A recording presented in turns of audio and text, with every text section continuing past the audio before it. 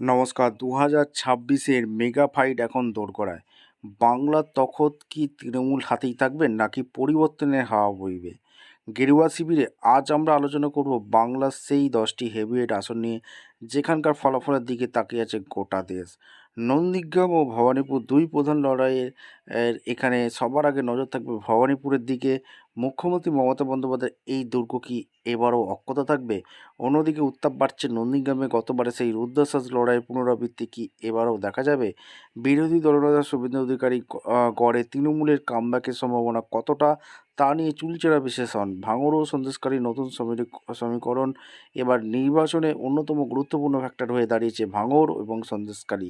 ISF নেতা আব্বাস সিদ্দিকীর প্রভাব ভাঙড়ে কতটা বজায় থাকে তার দেখার বিষয়। অন্যদিকে সাম্প্রতিক বিভিন্ন ঘটনায় উত্তপ্ত সন্দেশকারী কার দিকে ঝুঁকে পড়বে সেটা এখন বড় প্রশ্ন। কলকাতা বন্দর অন্যান্য গুরুত্বপূর্ণ আসন, ফিরহাদ হাকিম এবং অধীর রঞ্জন চৌধুরীর কী ভবিষ্যৎ উঠে আসছে আপনাদের সামনে তুলে ধরব। কলকাতা হৃৎপিণ্ড কলকাতা বন্দর এলাকার ফিরহাদ হাকিমের আধিপত্য কি ধরে রাখতে পারবে তৃণমূল? এছাড়া তারকেশ্বর এবং চৌচুড়ার মতো আসনগুলোতে বিজেপি ও তৃণমূলের হাড্ডাহাড্ডি লড়াই ইঙ্গিত দিচ্ছে সাম্প্রতিক জনমত সমীক্ষা। মুর্শিদাবাদের দিকে তাকালে দেখা যাচ্ছে অধীর চৌধুরী কি নেতৃত্বে কংগ্রেস কি নিজের পুরনো জমি ফিরে পাবে? জনমত সমীক্ষা কী বলছে সেই রিপোর্টটা আপনাদের সামনে তুলে ধরব। প্রথমে দেখে নেব আমরা ভবানীপুর। একটা সময় ছিল, বেশি দিন আগে নয়, এই 19 শতকের শুরুর দিকেও কলকাতা নামক শহরটির শেষ প্রান্ত ছিল ভবানীপুর। অর্থাৎ ভবানীপুর পেরানো মানেই কলকাতার বাইরে। কিন্তু নগরায়ণ দ্রুত হওয়ার জেরে ভবানীপুর ছাড়িয়ে কলকাতা এখন সোনারপুর রাজপুর ছাড়িয়ে গেছে। তাই ভবানীপুর এখন কলকাতার অন্যতম অভিজাত এলাকার মধ্যে পড়ে। বাড়ি ফ্ল্যাটের দাম একবারে আকাশছোঁয়া। ভোট রাজনীতি নিরিখেও ভবানীপুর কেন্দ্র অত্যন্ত গুরুত্বপূর্ণ, কারণ এটি খোদ মুখ্যমন্ত্রী মমতা বন্দ্যোপাধ্যায়ের কেন্দ্র। ব্রিটিশ আমলে কলকাতার প্রান্তিক গ্রাম ছিল ভবানীপুর। কলকাতা দক্ষিণ লোকসভা কেন্দ্রের আওতায় কলকাতা কর্পোরেশন 8টি ওয়ার্ড এই বিধানসভা কেন্দ্রের মধ্যে পড়ে। ব্রিটিশ আমলে যে ভবানীপুরকে কলকাতার লাগোয়া গ্রাম হিসাবে গণ্য করা হতো, নগরায়ণ বাড়ার সঙ্গে সঙ্গে সেই ভবানীপুর হয়ে উঠল কলকাতার শহরের প্রাণকেন্দ্র। 19 শতকের গোড়ার দিকে এই অঞ্চলে বসবাস করতে শুরু করেন ব্রিটিশ শিল্পী, আইনজীবী সহ উচ্চপদ পেশার লোকেরা, যারা নিদর্শন এখনও রয়েছে ভবানীপুরের পুরনো বাড়িগুলিতে। একবারে প্রাচীন ইউরোপের ধাঁচে বর্তমান কলকাতার প্রাণকেন্দ্র। বাংলার রেনেসাঁয় ভবানীপুর বিশেষ ভূমিকা ছিল। এমন একটি জায়গা যেখানে নেতাজি সুভাষচন্দ্র, দেশবন্ধু চিত্তরঞ্জন দাস, আশুতোষ মুখোপাধ্যায়, সিদ্ধার্থ শঙ্কর রায়, গুরুদত্ত, উত্তম কুমার সহ বাংলার তাবড় ব্যক্তিত্বের বাড়ি রয়েছে। এছাড়া বিড়লা মন্দির, এসএসকেএম হাসপাতাল, ভিক্টোরিয়া মেমোরিয়াল তো আছেই। একদা লাগোয়া ময়দান, ইডেন গার্ডেন, এসপ্ল্যানেড, নেতাজি ভবন, রবীন্দ্র সদন, যতীন দাস পার্ক, 3টি মেট্রো স্টেশন রয়েছে ভবানীপুর এলাকায়। মুখ্যমন্ত্রী মমতা বন্দ্যোপাধ্যায় কেন্দ্র। এবার আসা যাক রাজনীতিতে। ভবানীপুর কেন্দ্র মানেই মমতা বন্দ্যোপাধ্যায়ের কেন্দ্র। 2011 সাল থেকে উপনির্বাচন হোক বা সাধারণ নির্বাচন, মমতা বন্দ্যোপাধ্যায় জিতেছেন। 1951 সালে গঠিত হয় এই বিধানসভা কেন্দ্র। তারপর থেকে উপনির্বাচন সহ 12টি ভোট দেখেছে ভবানীপুর। 2011, 2021 দুটি উপনির্বাচনই মমতাকে বিধানসভা পাঠিয়েছে এই কেন্দ্র। 1952, 1957, 1962 সালের পরে ভবানীপুর কেন্দ্রের নাম বদল করা হয়েছিল কালীঘাট। 1967 ও 1972 সালে কালীঘাট কেন্দ্র হিসাবেই ভোট হয়েছিল। 1977 থেকে 2006 পর্যন্ত এই কেন্দ্রটির অস্তিত্ব ছিল না। পরে 2009 সালে আবার গঠিত হয়।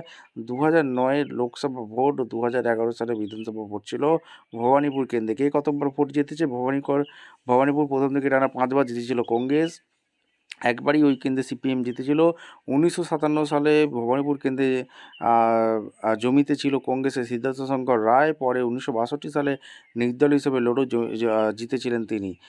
তবে ভবানীপুর কেন্দ্রটি পুনরুদ্ধার পর থেকে তৃণমূল একচ্ছত্র দাপট। 2011 সালে সুব্রত বক্সী জিতেছিলেন। সিপিএম প্রার্থী নারায়ণ প্রসাদ জৈনিকে 49,000-এর বেশি ভোটে হারিয়েছিলেন। তখন মমতা ছিলেন কেন্দ্রের রেলমন্ত্রী। মুখ্যমন্ত্রী হতে গেলে মমতাকে বিধানসভা জিতে আসতে হতো। তাই সুব্রত বক্সী ওই কেন্দ্রে ছেড়ে দেন। উপনির্বাচন মমতা বন্দ্যোপাধ্যায় জিতে মুখ্যমন্ত্রী হন। তবে 2016 সালের মমতার জয়ের মার্জিন কমেছিল। সেবার কংগ্রেস প্রার্থী দীপা দাসমুন্সিকার সঙ্গে মমতা বন্দ্যোপাধ্যায় ভোটের পার্থক্য ছিল 25,301। 2021 সালে মমতা বন্দ্যোপাধ্যায় ভবানীপুর ছেড়ে একবারে নন্দীগ্রাম বিজেপির শুভেন্দু অধিকারীর বিরুদ্ধে প্রার্থী হন। 1956 ভোটে হেরে যান। বিধায়ক না হলে মুখ্যমন্ত্রী পদে থাকা যাবে না। ওদিকে ভবানীপুর শোভনদেব চট্টোপাধ্যায় জিতেছিলেন বিজেপির উদয়নীল ঘোষকে 28,719 ভোটে হারিয়ে। মমতা বন্দ্যোপাধ্যায়কে বিধানসভা পাঠাতে ভবানীপুর কেন্দ্রটি ছেড়ে ছেড়ে দেন শোভনদেব। উপনির্বাচন হয়, এবার মমতা বন্দ্যোপাধ্যায় প্রার্থী হন এবং জিতে বিধানসভা সদস্য হন। ভবানীপুর লোকসভা ফলাফলে এই চিত্রে স্পষ্ট। 2009 সালে ভবানীপুর বিধানসভা এলাকায় তৃণমূল কংগ্রেস মমতা বন্দ্যোপাধ্যায়ের নেতৃত্বে সিপিএমকে 41,134 ভোটে এগিয়েছিল। 2014 সালের পাল্টা চমক দেখায় বিজেপি। তারা মাত্র 185 ভোটে এগিয়ে যায়। তবে 2019 সালে তৃণমূল আবারও ব্যবধান পুনরুদ্ধার করে এবং 3,168 ভোটের লিড নেয়। 2024 সালের নির্বাচনে তৃণমূল ব্যবধান আরও খানিকটা বাড়ে, যদিও তার মাত্র 8,297 ভোট। এই পরিসংখ্যান স্পষ্ট, ভবানীপুরের ভোটাররা এখনও মমতা বন্দ্যোপাধ্যায়ের প্রতি অনুগত। ভবানীপুরে ভোটের সংখ্যা কমছে। ভবানীপুর আরও একটি ইন্টারেস্টিং বিষয় হলো, গত কয়েক বছরে ভোটার সংখ্যা কমেছে ভবানীপুরে। 2024 সালে ভবানীপুরে মোট ভোটার ছিল 2,05,535 জন, যা 2021 সালে 2,06,389 তুলনায় সামান্য কম। 2011 সালে এখানে ভোটারের সংখ্যা ছিল 2,12,821, যা 2016 সালে নেমে আসে 2,05,713 এবং 2019 সালে আরও কমে দাঁড়ায় 2,08,770। অনেক বিশ্লেষক মনে করেন দক্ষিণ কলকাতার এই অভিজাত ব্যয়বহুল এলাকার বসবাসের খরচ বেশি হয়, বহু মানুষ অপেক্ষাকৃত সস্তা এলাকায় চলে যাচ্ছেন। এই কারণেই ভবানীপুর ভোটার সংখ্যা কমছে। এই আসন মুসলিম ভোটার সবচেয়ে বড় অংশ, 21.80% প্রায় মুসলিম ভোট আছে এবং তপশিলি জাতি এসসি ভোটার মাত্র 2.23%। অর্থাৎ ভবানীপুর শহরেই ভোট। ভবানীপুর কেন্দ্রটি 2026 সালে অত্যন্ত গুরুত্বপূর্ণ। শুভেন্দু অধিকারী, সুকান্ত মজুমদার বারবার হুঁশিয়ারি দিয়েছেন ভবানীপুরে মমতা বন্দ্যোপাধ্যায়কে হারাবো। অনেকে মনে করছেন শুভেন্দু অধিকারী এই ভবানীপুর আসনে দাঁড়িয়েছে। অর্থাৎ প্রার্থী কারা হয়েছে, অর্থাৎ শুভেন্দু অধিকারী ভার্সেস মমতা বন্দ্যোপাধ্যায়ের যে লড়াইটা দেখা যাবে, সেখানে সম্ভাব্য কে জয়ী হতে চলেছে আজকের এই ভিডিওতে।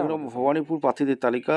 এখানে সিজি বিশ্বাস সিপিএম থেকে দাঁড়িয়েছে, শুভেন্দু অধিকারী বিজেপি থেকে দাঁড়িয়েছে, মমতা ব্যানার্জি তৃণমূল থেকে দাঁড়িয়েছে।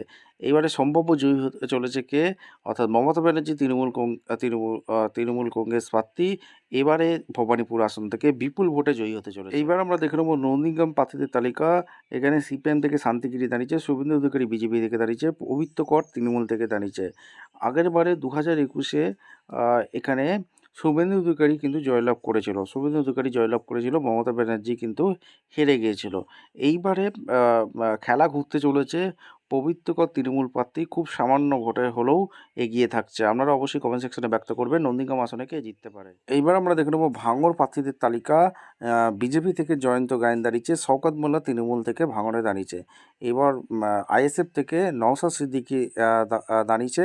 এই নওশাদ সিদ্দিকী আইএসএফ প্রার্থী ভাঙড় থেকে। আমরা দেখে নেব তারকেশ্বর প্রার্থীদের তালিকা। এখানে সিপিএম থেকে আবেশ খামরুই দাঁড়িয়েছে, বিজেপি থেকে সন্তু পান দাঁড়িয়েছে, রমেন্দু সিংহ রায় তৃণমূল থেকে দাঁড়িয়েছে। আচ্ছা, এখানে 50-50 লড়াই হতে চলেছে, অর্থাৎ বিজেপি প্রার্থীর সাথে তৃণমূলের 50-50 লড়াই, যে কেউ জিততে পারে। সিপিএম প্রার্থী যদি ভোট কাটে তাহলে কিন্তু এখানে দেখা যাবে উল্টো সমীকরণ হতে পারে। 50-50 চান্স আছে, যে কেউ জিততে পারে। আপনারা অবশ্যই কিন্তু কমেন্ট সেকশনে ব্যক্ত করবেন। এইবার আমরা দেখে নেব আসানসোল দক্ষিণ প্রার্থীদের তালিকা। শিল্পী চক্রবর্তী সিপিএম থেকে দাঁড়িয়েছে, অগ্নিমিত্র পাল বিজেপি থেকে দাঁড়িয়েছে, তাপস ব্যানার্জি তৃণমূল থেকে দাঁড়িয়েছে।